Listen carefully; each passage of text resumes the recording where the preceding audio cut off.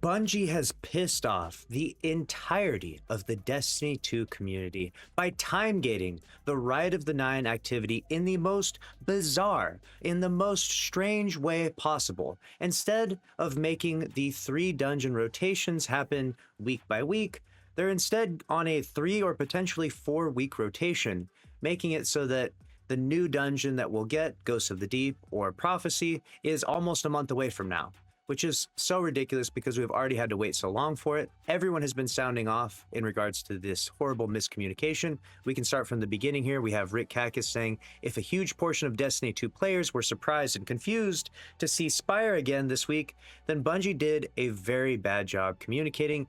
End of story.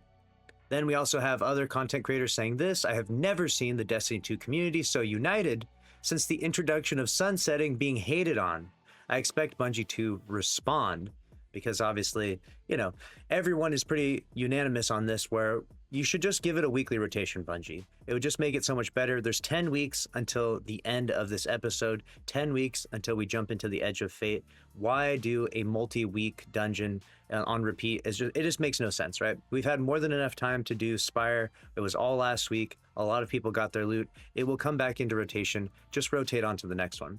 Dado here weighs in saying, I don't know what's going on with the no new dungeon, but surely Bungie was not expecting a positive reaction from people upon seeing the dungeon isn't out, right? 1 dungeon per week, 3 weeks, then they'll all be available until Edge. It was pretty obvious, right? 10 weeks and there's 3 dungeons. They should have just done 1 each time, so they would each get 3 appearances, and then the last week make them all 3 available. It's a really easy decision. Very straightforward. And they even referenced that in their live stream where they talked about there would be 1 in rotation each week. So terrible miscommunication by them. And Fallout goes on to say the frustration is magnified because, why was this not communicated? Which is a good point.